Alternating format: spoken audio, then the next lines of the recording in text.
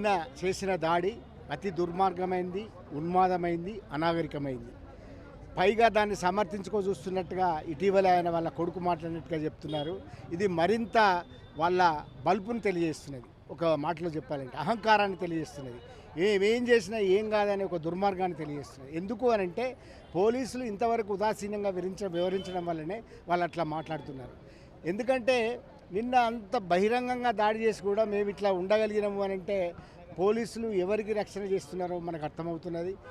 నిజానికి ఇది ఒక ప్రైవేట్ వ్యవహారం అన్నట్టుగా బయట చర్చ జరుగుతున్నది. ప్రైవేట్ వ్యవహారంలో ఎవరు జోక్యం చేసుకోలేదు. ఎప్పుడైతే మోహన్ బాబు కుటుంబం, ఆయన ఒక మాజీ రాజ్యసభ సభ్యుడు, సినిమా నటుడు, వాళ్ళిద్దరు కొడుకులు సినిమా నటులు, వాళ్ళ ఒక కొడుకు మా అసోసియేషన్ అధ్యక్షుడు, అట్లాగే ఈ సన్నిధానానికి కూడా ఆయన అధ్యక్షుడిగా ఉండినవాడు. అట్లా ఒక పాపులర్ మ్యాన్ కాబట్టి న్యూస్ ఇంట్రెస్ట్ ఉండి పోయినారు. కానీ అది కాకుండా కూడా అప్పుడేమీ ఇవన్నీ జరగలేదు.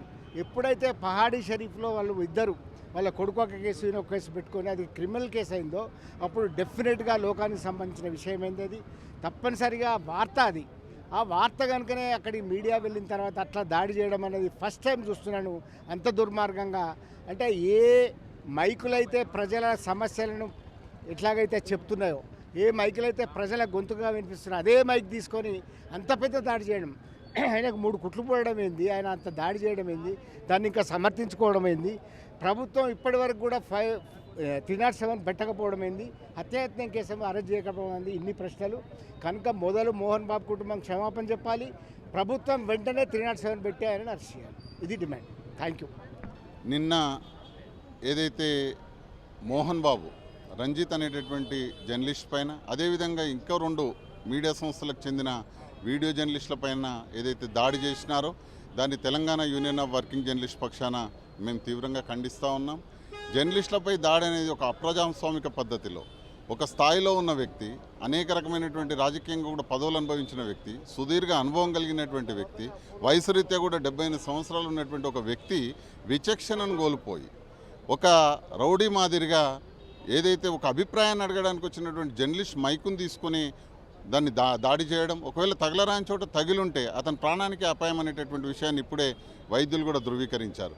అంత సహనాన్ని కోల్పోయినటువంటి మోహన్ బాబు ఆ రకమైనటువంటి దాడి చేయడాన్ని ఇంకా ఇప్పుడున్న ప్రభుత్వం తాత్సరం చేయడం, అతని మీద అరెస్ట్ చేయకుండా కేసు నమోదు చేసింది. కానీ వెంటనే అరెస్ట్ చేయాలనేటటువంటిది మా ప్రధానమైనటువంటి డిమాండ్. అతనికి ఇప్పుడు ప్లాస్టిక్ సర్జరీ జరుగుతూ ఉంది. అక్కడ దాదాపుగా 4 రోజులు తిండి తినేటటువంటి పరిస్థితి కూడా లేదంటే ఆ స్థాయిలో ఒక మెడికల్ లీగల్ కేసుగా ఎట్లాంటి చట్టం ఎవరికి కూడా చుట్టం కాదు కదా, ఎంతటి వారైనా కూడా చట్టానికి అతీతులు ఏం కారు కదా. మొన్న ఒకటి లగచర్ల సంఘటనలో మాజీ ఎమ్మెల్యేను అప్పటికప్పుడు కలెక్టర్ పైన దాడి, ఇంకా నిజానికి కలెక్టర్ నా పైన దాడి జరగలేదని చెప్పినాడు. వాస్తవానికి ఇతర అధికారులపైన దాడి జరిగితే కలెక్టర్ పైన దాడి అంటూ వెంటనే అతన్ని వాకింగ్ చేస్తుంటే తీసుకెళ్లి మరి అరెస్ట్ చేసినటువంటి ఈ ప్రభుత్వం ఇట్లాంటి విషయాలంటే ఒక సామాన్య జర్నలిస్ట్ పైన దాడి జరిగితే మాత్రం పట్టించుకోదా అనేటటువంటి విషయాన్ని మేము టీయూడబ్ల్యూజే పక్షాన ప్రశ్నిస్తూ ఉన్నాం. న్యాయం ఎవరికైనా న్యాయమే, చట్టం ఎవరికైనా చట్టమే. కాబట్టి అతను హాస్పిటల్లో సినిమాటిక్ డ్రామా ఆడుతూ ఉన్నాడు మోహన్ బాబు. ఆ డ్రామాకు వెంటనే తెరదించాలి, వెంటనే అతన్ని అదుపులోకి తీసుకోవాలి, అరెస్ట్ చేయాలి. చట్టపరంగా హత్యా నేరం కింద అతనిపైన సెక్షన్ నమోదు చేసి అరెస్ట్ చేయాలని చెప్పేసి డిమాండ్ చేస్తూ ఉన్నాం. మరిన్ని వీడియోస్ కోసం ఛానల్ ని సబ్స్క్రైబ్ చేయండి, లేటెస్ట్ అప్డేట్స్ కోసం వాట్సాప్ ఛానల్ ని ఫాలో చేయండి అండ్ లింక్ డిస్క్రిప్షన్ లో ఉంది.